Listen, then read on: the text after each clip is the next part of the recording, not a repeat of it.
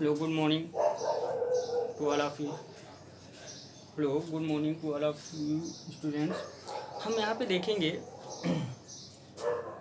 कि lens maker formula देखे थे, लेकिन उसकी कुछ कंडीशंस थी, उनको छोड़ दिया था या छूट गई थी, तो आज उसको भी देखेंगे। उसके बाद में कल का टॉपिक होगा मैग्नीफिकेशन पावर। उसके बाद में ये चैप्टर क्लियर हो जाता है। अगर कोई क्वेरी होती है तो आप लोग पूछ सकते हैं किसी भी प्रॉब्लम को। न्यूमेरिकल्स वगैरह आप लोग करते रहें, अगर बुक्स हैं अवेलेबल हैं तो आप करिए। हमने आपको पहले ही बताया कि कोई भी न्यूमेरिकल में अगर प्रॉब्लम आती है तो आप क्या करेंगे, उसमें डिस्कस कर लेंगे। सबसे पहले तो हम फार्मूला देखेंगे, दैट इज 1/f। ये होता है is equal to n-1 1/r1 minus 1/r। ये है। अब इसमें कंडीशंस क्या देखेंगे, किस किस चीज़ों पे डिपेंड करता है, किस पे निर्भर करेगी फोकल लेंथ।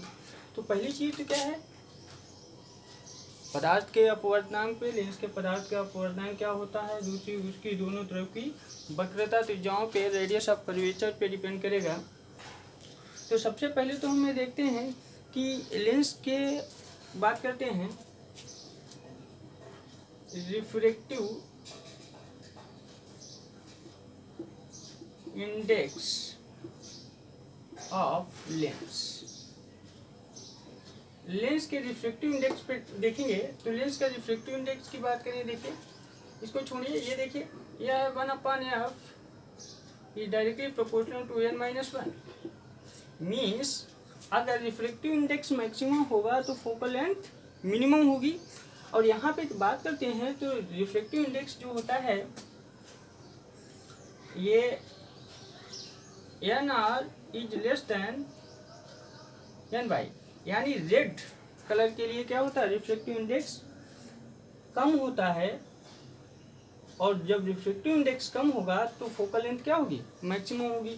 तो ये समझ के चलिए कि फोकल लेंथ किसके लिए, रेड के लिए मैक्सिमम होगी वायलेट से। वायलेट मीन्स बैंगनी किरण के लिए। ये वाई नहीं है, वी है।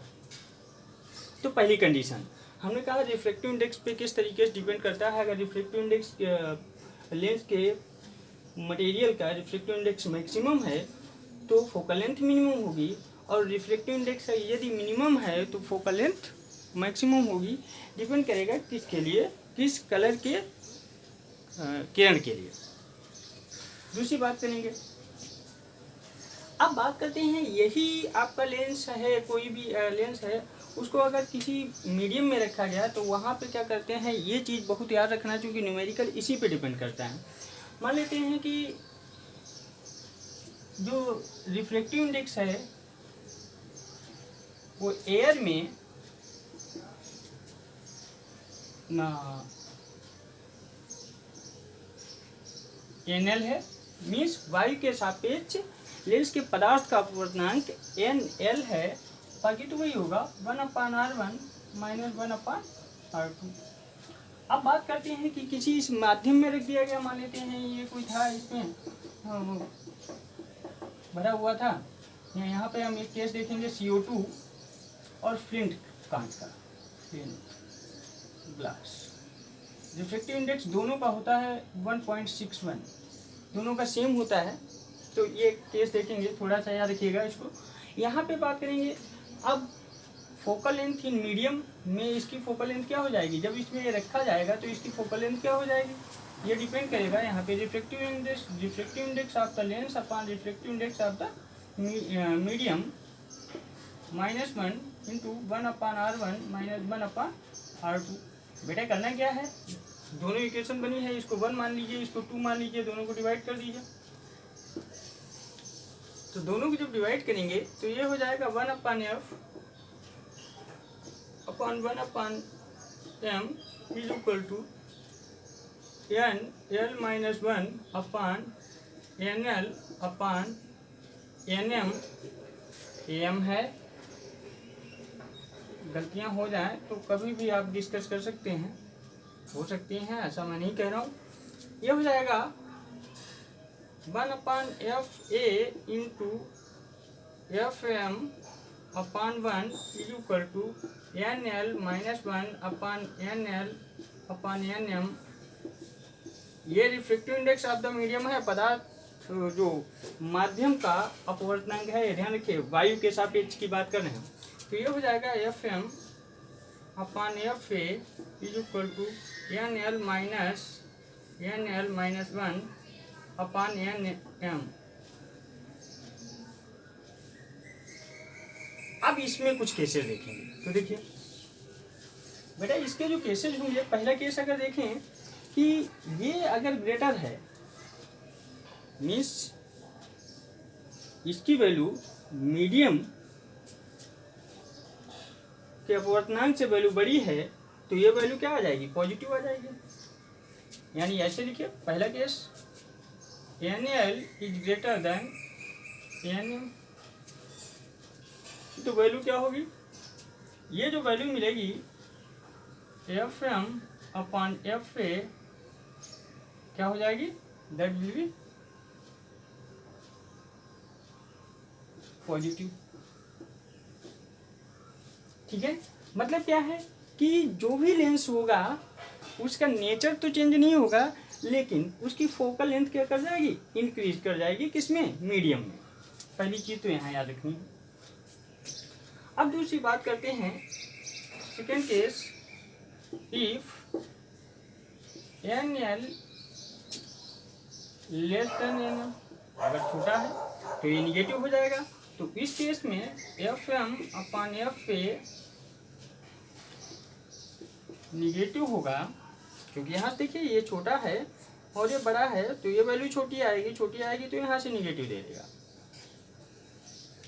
अब ये वैल्यू जब निगेटिव हो सकती है तो यहाँ पे क्या हो सकता है, ये कॉन्केव का केस हो सकता है, कॉन्केव लेंस। दूसरा लास्ट केस इसका देखते हैं कि if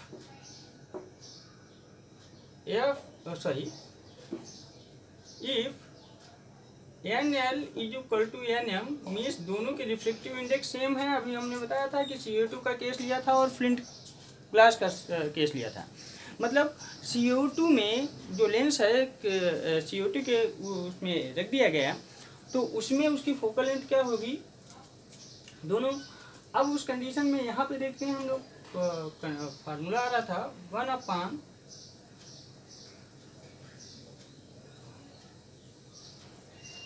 F M upon F A is equal to N L minus 1 upon N L minus N M minus 1। देखिए ये वैल्यू 1 हो जाएगी, और जब वैल्यू 1 हो जाएगी तो 1 माइनस 1 क्या हो जाएगा, 0 हो जाएगा। 1 upon 0 that will B infinity, means medium में फोकल लेंथ क्या हो जाएगी, इन्फिनिटी हो जाएगी। तो उस कंडीशन में लेंस कैसे बिहेव करेगा, एक प्लेन शीट की भांति बिहेव करेगा, एक सादा कांच की शीट की भांति काम करेगा। तो ये तो केस हो गया। अब हम देख लेते हैं इसकी वक्रता त्रिज्याओं पे निर्भरता क्या होगी, कैसे ये डिपेंड करेगा रेडियस ऑफ कर्वेचर पे। तो रेडियस ऑफ कर्वेचर की बात करेंगे। रेडियस ऑफ कर्वेचर में बेटा क्या होता है, फार्मूला हमारा दिया गया है 1 upon F is equal to N minus 1 upon R 1 minus 1 upon R 2। अब यहाँ पे देखें कि अगर कॉन्वेक्स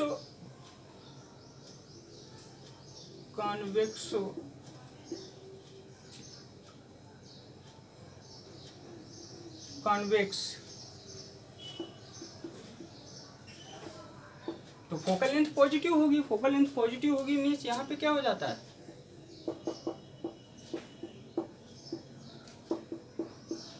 प्लस हो जाएगा। दोनों में क्या है, अगर दोनों केसेज में अवतल है तो यहाँ पे दोनों वैल्यू निगेटिव हो जाएंगी, तो ये केस हो जाएगा माइनस, यहाँ लगा लीजिए N minus 1 upon R 1 minus 1 upon, अगर ऐसा केस है।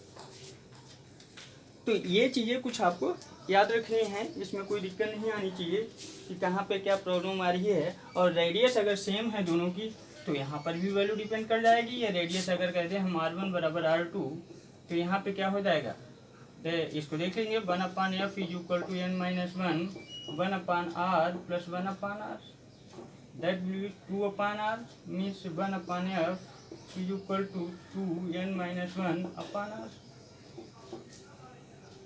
तो ऐसे भी केसेज आ सकते हैं। बेटा ये तो आपके कुछ टॉपिक थे, इसमें कुछ भी अगर आपको लगे और कहीं पे छूटा हुआ मिलता है या कोई चीज़ दिक्कत हो जाती है या प्रॉब्लम आ रही है तो आप डिस्कस कर लेना। कुछ बच्चे फ़ोन करते हैं, बात करते हैं, बात को सर यहाँ पे नहीं समझ में आया था, तो उनको भी बताना पड़ता है। कभी भी किसी भी समय पे जब आपको समय मिले तो आप पूछ सकते हैं। तो यहाँ पे हो जाएगा 1/f, ये बात क्लियर हो जाती है। अब हम आगे देखते हैं नेक्स्ट क्लास।